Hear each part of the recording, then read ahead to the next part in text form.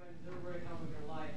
She read way back from Toronto. I showed her a copy of issue 36, and she said it was one of the best stories she ever read about that.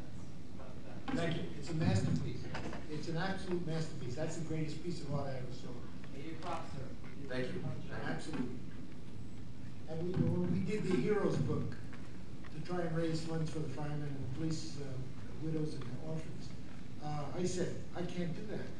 It'll break my heart to do a scene of somebody being hurt. And the only thing I told them I would do Flight 93, because at least we were fighting back in that scene. And so I quickly did a sketch where the people on the plane were throwing laptops and cell phones and charging the terrorists. And I faxed it to them. Unfortunately, somebody had already done a finished piece of art with almost the same scene, so I couldn't get a chance to do that. And I said, well, then I can't do anything. I can't keep myself from tearing up. If I'm going to do any scene of anybody getting hurt, or a widow or an orphan, I'm going to go out of my mind. I finally settled on a fireman's wife looking, and I said, I'll do it on one context. At least she's looking at the phone. There's a picture of her fireman father, husband, and she's holding her baby, and she's looking at the phone, hoping to hear that he's okay. That I said I could do. But you give me a picture where I have to do something hopeless, I do not want to do it. I mean, the way he was crying through half of that story, I was practically in tears through the whole time I tried to do that too. I can't even imagine why we did it, and yet people said it was very cathartic and it was good, and we raised money. And I have to look back and say they know better than I do. But if it were up to me, I wouldn't have done it. I couldn't live through it. That cathartic is a great word, because while I was doing issue 36, I guess you call it immersion, but instead of sitting around the house, if I had a normal 9-to-5 job and having the television or the radio constantly pouring this horror out, you can turn television off when you want to, and you could just read a book, read a sports magazine, and take it away from your mind.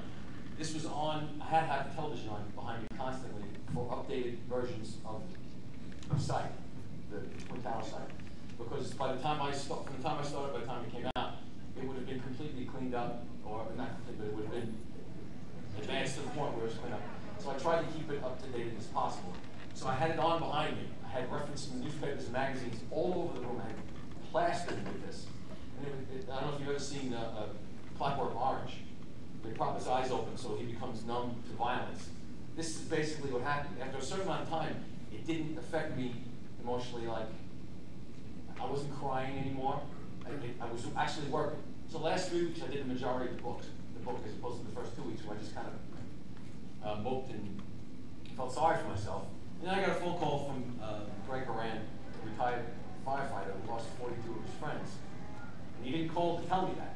He called to talk about the fact that I was drawing a comic and I needed reference on firefighting uniforms. And this is the biggest wise ass in the history of mankind, this guy.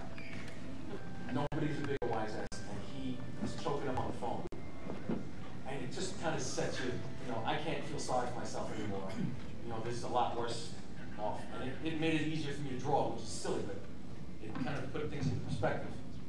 And I hate talking about it. I'm such a lightweight when it comes to that, because it's such a frustrating feeling. And that's exactly what Joe Straczynski wrote with Spider-Man. It's the frustration. Spider-Man represents all of us, that we couldn't do anything. And it's so brilliant. He says he can't get that kind of spontaneous brilliance again. Take that for where it comes. But Yeah. Is that enough BS for you guys? Now that we cheered you all up. Yeah.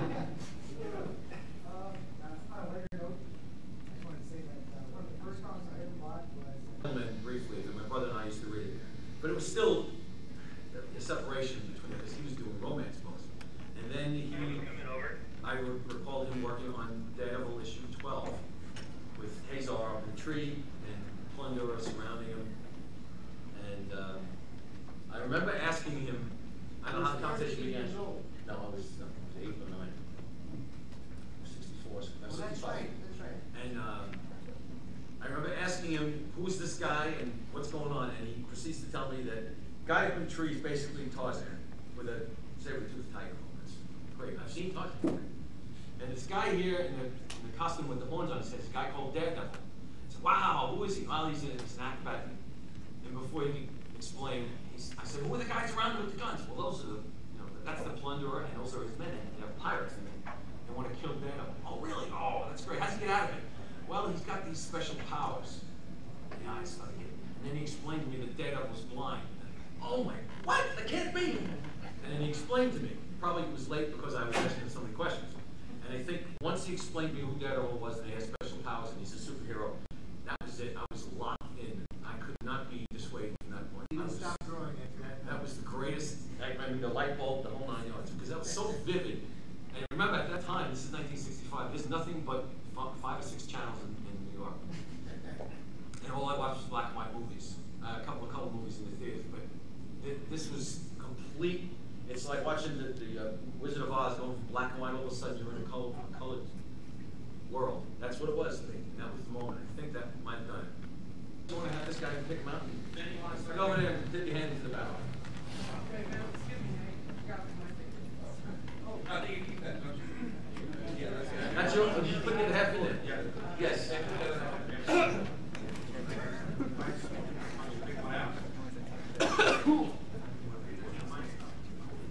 Nobody wants their fury.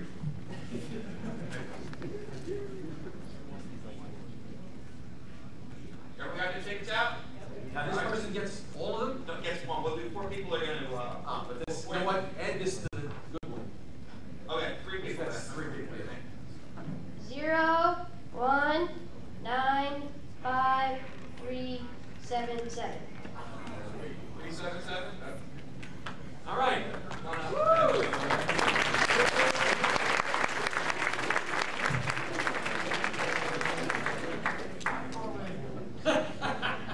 Orlando, is that you?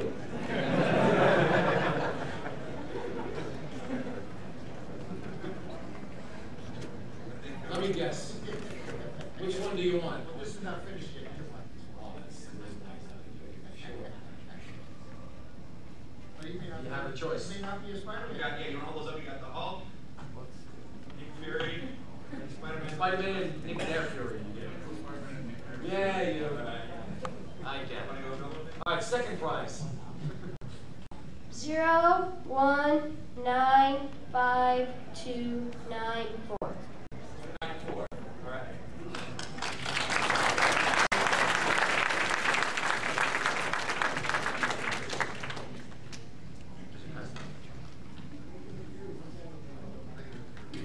Sure. Yeah, we don't wait till the end. Take the pictures over here. And this is the last one.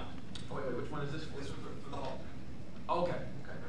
0, 1, 9, 5, 3, 9, 7.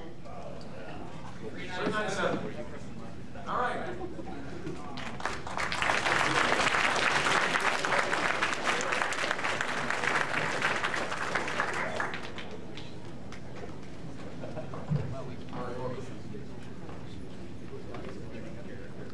And you got one. How about we do one final question, and then we're gonna have to. You can wait a bit more time.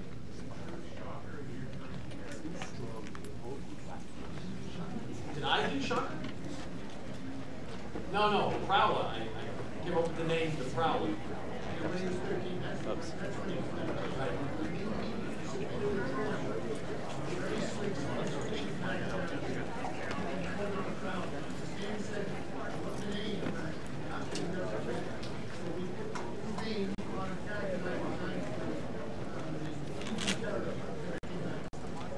Yeah, Prowler was good.